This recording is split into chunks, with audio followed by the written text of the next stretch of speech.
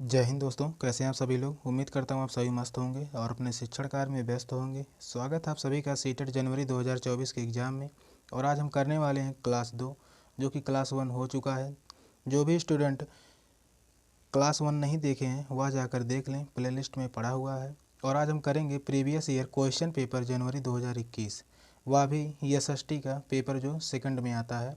SST का previous year question paper जनवरी 2021 का हम करने वाले हैं, जो कि आपकी परीक्षा के लिए बहुत ही महत्वपूर्ण है।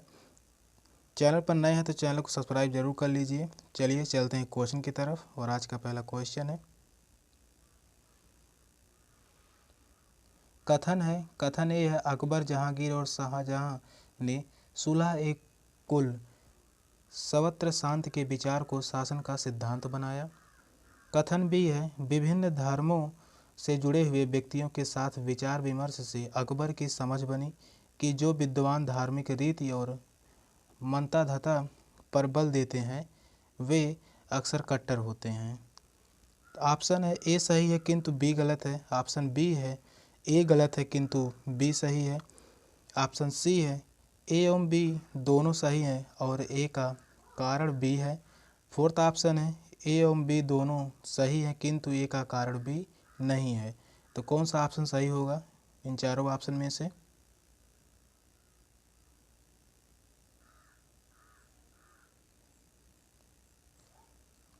कथन है, अकबर, जहांगीर और शाहजहां ने सुलह ए कुल के विचार को शासन का सिद्धांत बनाया। तो यह भी सही है। कथन भी है, विभिन्न धर्मों के जुड़े हुए व्यक्तियों के साथ विचार विमर्श से अकबर की समझ बनी कि जो विद्वान धार्मिक रीति और मंताधता पर बल देते हैं वे अक्सर कट्टर होते हैं। तो यह भी क्या है, सही है। तो इस क्वेश्चन का जो राइट आंसर होगा ऑप्शन सी होगा। ए एवं बी दोनों सही हैं और ए का कारण बी है। यहाँ पर दिया है ए का कारण क्या है, बी है। तो इस क्वेश्चन का राइट आंसर जो होगा ऑप्शन सी। अगला क्वेश्चन है, कथन से ज़्यादा क्वेश्चन आते हैं एसएसटी में। और कथन है, दिल्ली के सुल्तानों और मुगलों के काल में श्रेणीबद्ध समाज ज़्यादा सरल हो गया। कथन भी है, जनजाति समाज कई असमान वर्गों में विभाजित नहीं था। तो कौन सा कथन सही है इन दोनों में। चारों ऑप्शन दिए हैं तो कौन सा विकल्प सही होगा।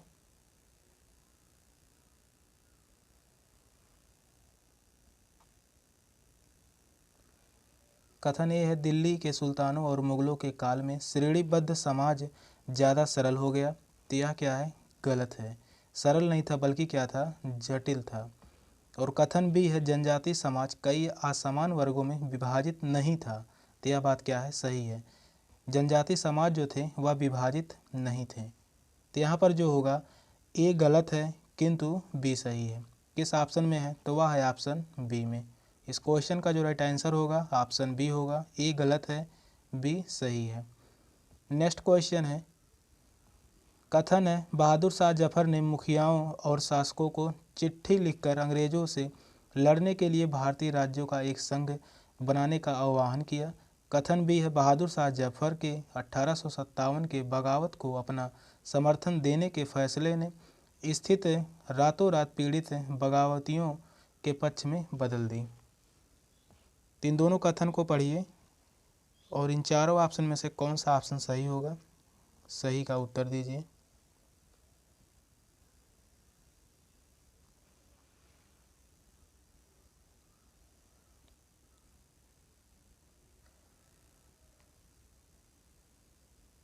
तो यहाँ पर दिया गया है, बहादुर शाह जफर ने मुखियाओं और शासकों को चिट्ठी लिखकर अंग्रेजों से लड़ने के लिए भारतीय राज्यों का एक संघ बनाने का आह्वान किया। तो यह सही है। और बहादुर शाह जफर के 1857 के बगावत को अपना समर्थन देने के फैसले ने स्थित रातों रात पीड़ित बगावतियों को पक्ष में बदल दी। तो यह भी कथन सही है।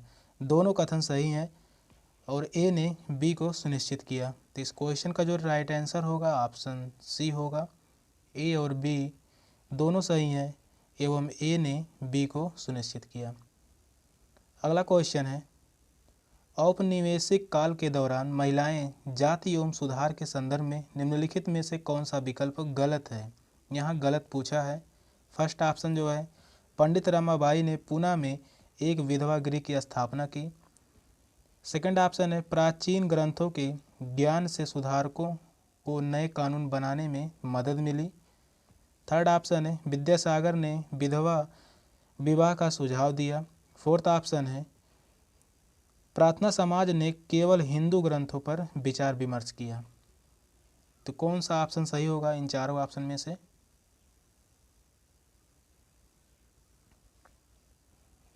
दिया है औपनिवेशिक काल के दौरान महिलाएं जो जाति एवं सुधार के संदर्भ में निम्नलिखित में से कौन सा विकल्प गलत है? पूछा गलत है। तो पंडित रमाबाई ने पूना में एक विधवा गृह की स्थापना की, यह बात सही है। और प्राचीन ग्रंथों के ज्ञान से सुधारकों को नए कानून बनाने में मदद मिली, यह भी सही है।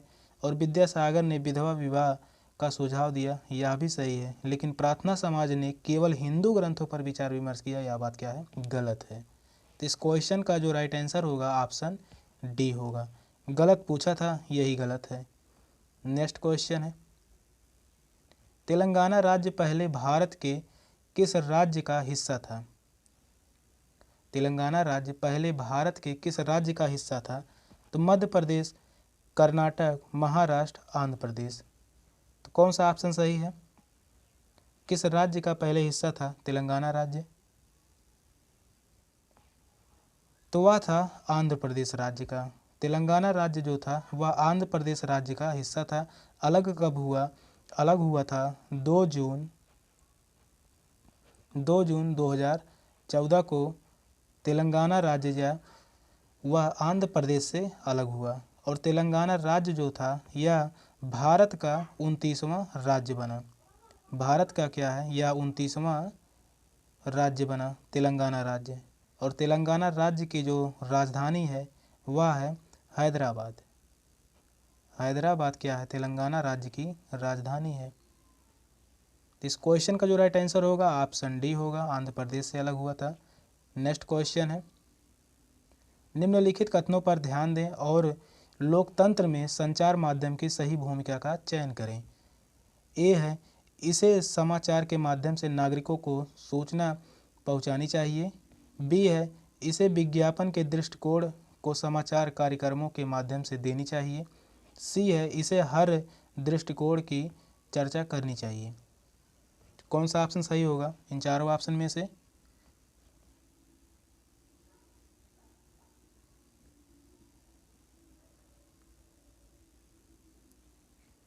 पूछा जो है लोकतंत्र और संचार माध्यम की सही भूमिका का चयन करें। लोकतंत्र और संचार माध्यम, तो इसे समाचार के माध्यम से नागरिकों को सूचना पहुंचानी चाहिए। तो यह बात सही है, एकदम सही है।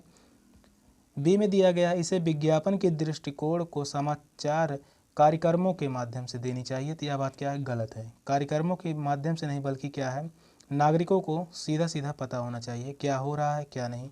सी में दिया है इसे हर दृष्टिकोण की चर्चा करनी चाहिए। तो यह भी सही है।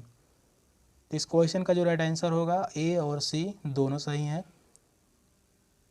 ऑप्शन सी में है। तो इस क्वेश्चन का जो राइट आंसर है ऑप्शन सी है। नेक्स्ट क्वेश्चन है निम्नलिखित में से कौन सा विज्ञापन रूढ़वादी चित्रण का उदाहरण है? नहीं है। पूछा है उदाहरण नहीं है, तो रूढ़वादी पूछा है। विज्ञापन रूढ़वादी चित्रण का उदाहरण नहीं है। फर्स्ट ऑप्शन में है स्पोर्ट जूते के विज्ञापन में एक लड़की फुटबॉल खेलती है। बी में है चाय के विज्ञान में एक माँ का सुबह चाय बनाना। अगला ऑप्शन है लिपस्टिक के विज्ञापन में एक महिला का मेकअप करना। डी है गाड़ी के विज्ञापन में एक महिला को पति द्वारा ऑफिस छोड़ा जाना। तो कौन सा ऑप्शन सही होगा इन चारों ऑप्शन में से? नहीं पूछा है रूढ़वादी चित्रण का उदाहरण नहीं है, यानी इन चारों ऑप्शन में से वह कौन सा ऑप्शन है जिसमें रूढ़वादिता का कोई भी चर्चा नहीं है? तो यहाँ पर स्पोर्ट जूते के विज्ञान में एक लड़की विज्ञापन में एक लड़की फुटबॉल खेलती है।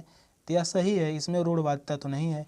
लेकिन ऑप्शन बी में क्या है चाय के विज्ञापन में एक माँ का सुबह चाय बनाना, तो यह बात क्या है? गलत है। कोई भी चाय बना सकता है, इसमें क्या है रूढ़वादिता सिर्फ यहाँ दिया है विज्ञापन में माँ का सुबह चाय बनाना। और यहाँ सी में है लिपस्टिक के विज्ञापन में एक महिला का मेकअप करना, तो यहाँ जो है यह भी गलत है। यहाँ प्राचीन काल में ही महिला और पुरुष दोनों मेकअप करते थे। डी में है गाड़ी के विज्ञापन में एक महिला को पति द्वारा ऑफिस छोड़ना, तो यहाँ भी रूढ़वादिता है। तो इस क्वेश्चन का जो राइट आंसर होगा ऑप्शन ए होगा। स्पोर्ट जूते के विज्ञान में एक लड़की फुटबॉल खेलती हुई, तो यही ऑप्शन क्या है, राइट है। नेक्स्ट क्वेश्चन है, दिए गए लक्षणों ए और बी के आधार पर महाद्वीप की पहचान करें। ए में दिया है यह विश्व का सबसे छोटा महाद्वीप है जो पूरी तरह से दक्षिणी गोलार्ध में स्थित है। बी में है इसे द्वीपीय महाद्वीप भी कहा जाता है। फर्स्ट ऑप्शन है अंटार्कटिका, सेकंड ऑप्शन है ऑस्ट्रेलिया, थर्ड ऑप्शन है दक्षिण अमेरिका, फोर्थ ऑप्शन है अफ्रीका। कौन सा ऑप्शन सही है इन चारों ऑप्शन में से? पूछा है यह विश्व का सबसे छोटा महाद्वीप, तो विश्व का सबसे छोटा महाद्वीप कौन है? तो वह है ऑस्ट्रेलिया। ऑस्ट्रेलिया जो है वह 7 महाद्वीपों में से सबसे छोटा महाद्वीप ऑस्ट्रेलिया ही है और पूरी तरह से दक्षिणी गोलार्ध में स्थित है। तो दक्षिणी गोलार्ध में भी ऑस्ट्रेलिया महाद्वीप स्थित है। इसे द्वीपीय महाद्वीप भी कहा जाता है, तो यह भी बात सही है। तो कहाँ पे है? तो वह है ऑस्ट्रेलिया महाद्वीप की चर्चा हो रही है। तो इस क्वेश्चन का जो राइट आंसर होगा ऑप्शन बी होगा। चलिए ऑस्ट्रेलिया महाद्वीप का मैप दिखाते हैं। यहाँ पे देखिए विश्व का मैप है और विश्व के मैप में ऑस्ट्रेलिया महाद्वीप जो है वह यहाँ पर स्थित है। यह जो है नॉर्थ एरिया है, यहाँ जो है यह नॉर्थ एरिया है और इधर जो है यह साउथ एरिया है। उत्तरी गोलार्ध, यहाँ दक्षिणी गोलार्ध। तो यह ऑस्ट्रेलिया जो महाद्वीप है वह किस में स्थित है? तो वह स्थित है दक्षिणी गोलार्ध में। और यह है ऑस्ट्रेलिया महाद्वीप। 7 महाद्वीप हैं, जो पहले नंबर पे आता है एशिया महाद्वीप, दूसरे नंबर पे आता है अफ्रीका महाद्वीप, तीसरे नंबर पे उत्तरी अमेरिका महाद्वीप और चौथे नंबर पे जो आता है वह दक्षिणी अमेरिका महाद्वीप और 5वें नंबर पे क्या है? यहाँ है अंटार्कटिका महाद्वीप और 6वें नंबर पे यूरोप और 7वें नंबर पे कौन है? ऑस्ट्रेलिया महाद्वीप। यह जो है ऑस्ट्रेलिया महाद्वीप का नक्शा है और इसमें देखिए छोटे छोटे क्या हैं? महाद्वीप हैं। यहाँ जो है छोटे छोटे क्या हैं? द्वीप हैं। इसी कारण इसे क्या कहा जाता है? द्वीपीय महाद्वीप। यहाँ देखिए छोटे छोटे क्या हैं? द्वीप हैं।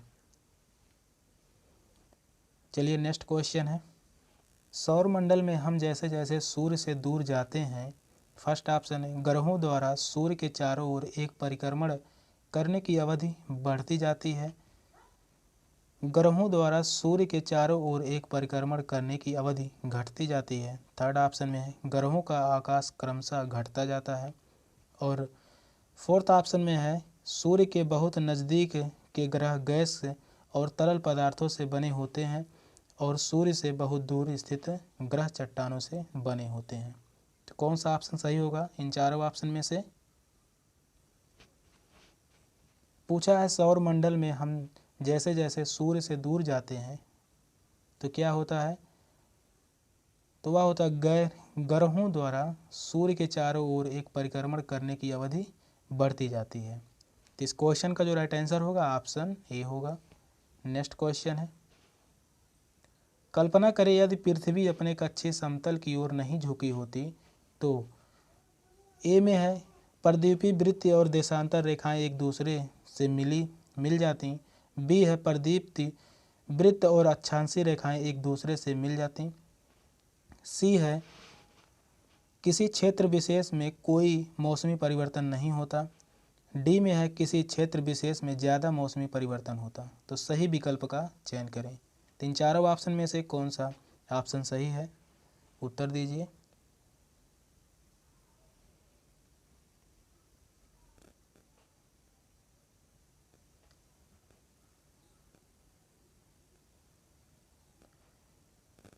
पूछा है यदि पृथ्वी अपने कक्षीय समतल की ओर नहीं झुकी होती तो क्या होता?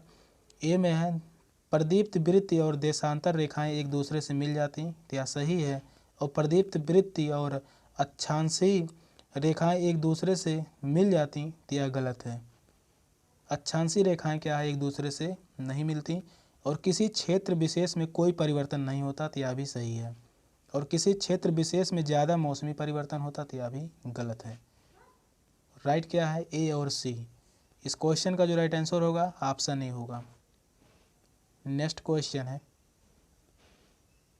भारत में ग्राम पंचायत कितने वर्षों के कार्यकाल के लिए चुना जाता है? 5 वर्षों के लिए, 6 वर्षों के लिए, 4 वर्षों या 3 वर्षों के लिए चुना जाता है? तो ग्राम पंचायत यानी गांव का मुखिया कितने वर्षों के लिए चुना जाता है? तो कौन सा ऑप्शन सही है? तो भारत में ग्राम पंचायत वह चुने जाते हैं 5 वर्षों के लिए। इस क्वेश्चन का जो राइट आंसर होगा ऑप्शन ए। गांव का जो प्रधान यानी मुखिया होता है वह 5 वर्षों के लिए चुना जाता है। नेक्स्ट क्वेश्चन है, पुलिस थाने के प्रभारी का पदनाम क्या है? पूछा है पुलिस थाने के प्रभारी का पदनाम क्या है? फर्स्ट ऑप्शन है स्टेशन हाउस अफसर, सेकंड ऑप्शन है पुलिस अधीक्षक, थर्ड ऑप्शन है अफसर on special duty, fourth option है होम इंस्पेक्टर। कौन सा ऑप्शन सही होगा? तो पुलिस थाने के प्रभारी का पदनाम क्या है? कौन सा ऑप्शन सही है? सही उत्तर दीजिए। तो इस क्वेश्चन का जो राइट आंसर होगा ऑप्शन ए होगा, स्टेशन हाउस अफसर। इस क्वेश्चन का राइट आंसर है ऑप्शन ए, स्टेशन हाउस अफसर, यानी एच.एस.ओ। जैसे एच.एस.ओ जो हैं वही क्या होते हैं? पुलिस थाने के प्रभारी अध्यक्ष होते हैं। नेक्स्ट क्वेश्चन है, हिंदू उत्तराधिकार अधिनियम में लगाए गए 2005 के संशोधन ने निम्नलिखित में से क्या मुहैया करवाया? फर्स्ट ऑप्शन है अल्पसंख्यक समुदायों द्वारा धार्मिक विद्यालय खोलने का अधिकार, सेकंड ऑप्शन है महिलाओं द्वारा पारिवारिक संपत्ति में बराबर हिस्सेदारी का अधिकार, थर्ड ऑप्शन है हिंदू समुदाय का विवाह संबंधी विशिष्ट कानून का अधिकार, फोर्थ ऑप्शन है पुरुषों का तलाक के बाद मुआवजा देने की जिम्मेदारी से सुरक्षा का अधिकार। तो कौन सा ऑप्शन सही है चारों ऑप्शन में से?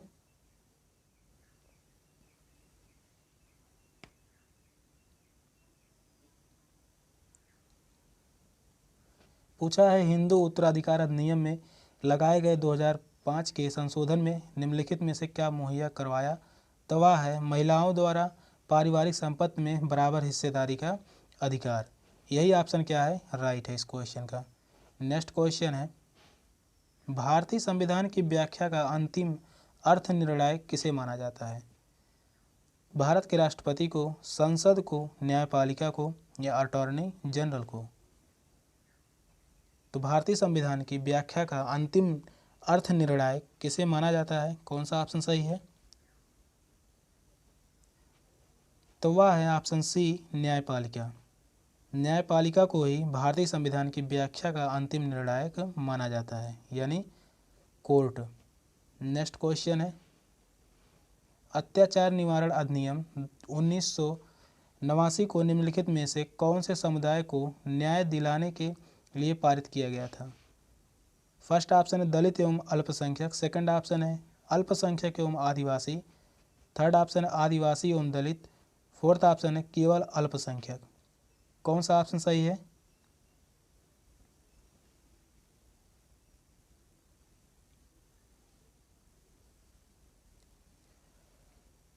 इस क्वेश्चन का राइट आंसर जो होगा ऑप्शन सी होगा, आदिवासी एवं दलित। यह जो अधिनियम था 1989 को निम्नलिखित में से कौन से समुदाय को न्याय दिलाने के लिए पारित किया गया था? तो वह जो किया गया था वह था आदिवासी एवं दलित वर्ग। तो इस क्वेश्चन का जो राइट आंसर होगा ऑप्शन सी।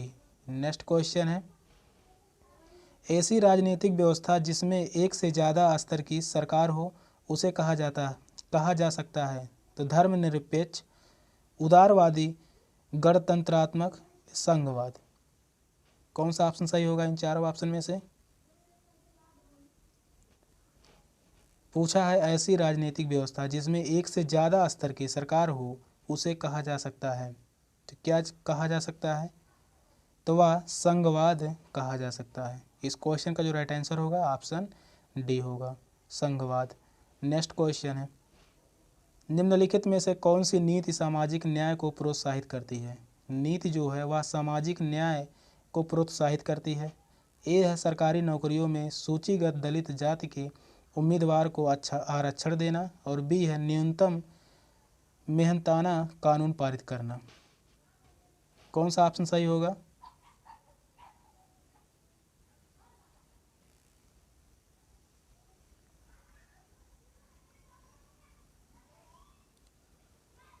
इस क्वेश्चन का राइट आंसर होगा ऑप्शन सी, ए और बी दोनों।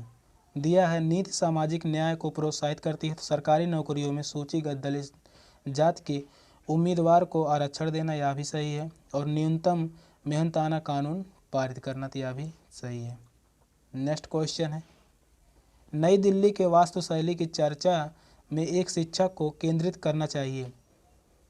कैसे पर्यटक इमारतों को देखते हैं, या इमारतों को दूर से कैसे देखा जाना चाहिए, उसकी शैली पुरानी दिल्ली की शैली से कैसे श्रेष्ठ है, कैसे यह ब्रिटिश महत्ता और विस्मय का भाव पैदा करता है। कौन सा ऑप्शन सही होगा इन चारों ऑप्शन में से? पूछा है नई दिल्ली के वास्तुशैली की चर्चा में एक शिक्षक को केंद्रीय करना चाहिए।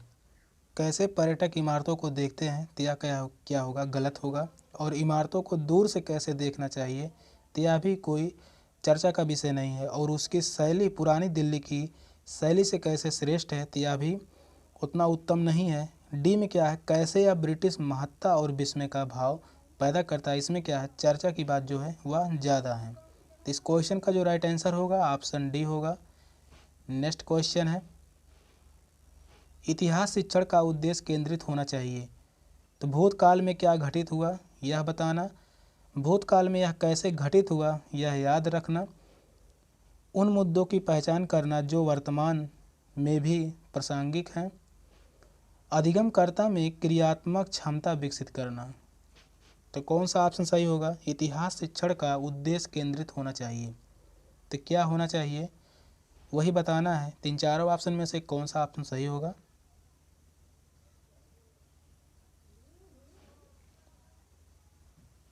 तो इस क्वेश्चन का जो राइट आंसर होगा ऑप्शन सी होगा, उन मुद्दों की पहचान करना जो वर्तमान में भी प्रासंगिक हैं।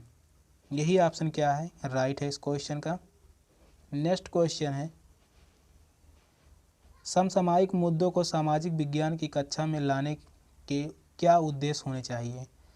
ए में है देश से जुड़े मुद्दों के प्रति रुचि को बढ़ावा देना, बी है विश्लेषण और आलोचनात्मक मूल्यांकन करने का कौशल विकसित करना, सी में है सनसनी खोज खबर मुहैया कराकर विषय के प्रति रुचि पैदा करना, और डी है विद्यालय परिसर के अधिगम और विद्यालय के बाहर की दुनिया को जोड़ने में अधिगमकर्ता की मदद करना। तो सही विकल्प का चयन करना है। तो क्या क्या उद्देश्य होने चाहिए, इन चारों ऑप्शन में से कौन सा ऑप्शन सही होगा?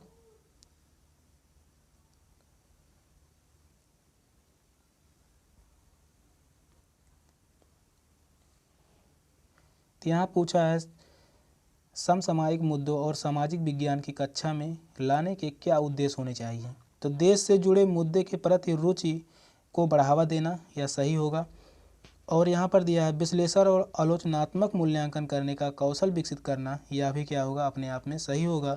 और सनसनी खोज खबर मुहैया कराकर विषय के प्रति रुचि पैदा करना, यह गलत होगा। सनसनी खोज नहीं, खोज अगर होता तो यहाँ पर सही होता, लेकिन सनसनी खोज खबर मुहैया कराकर विषय के प्रति रुचि पैदा करना, तो यहाँ पर क्या होगा, गलत होगा। डी में क्या है, विद्यालय परिसर के अधिगम और विद्यालय के बाहरी की दुनिया को जोड़कर अधिगमकर्ता की मदद करना, तो यह भी क्या है, सही है। बाहरी की दुनिया से जोड़ना क्या है, अधिगमकर्ता की मदद करना, तो यह भी सही है। तो इस क्वेश्चन का जो राइट आंसर होगा ऑप्शन बी होगा, ए बी डी सही है, सी क्या है, गलत है। तो इस क्वेश्चन का जो राइट आंसर है ऑप्शन बी है। सेशन का यह लास्ट क्वेश्चन था। क्वेश्चन कैसे लगे कमेंट में ज़रूर बताइएगा। अगली क्लास कल होगी। चैनल पर नए हैं तो चैनल को सब्सक्राइब जरूर कर लीजिए। मिलते हैं फिर अगले वीडियो में, तब तक के लिए बाय बाय, टेक केयर, जय हिंद।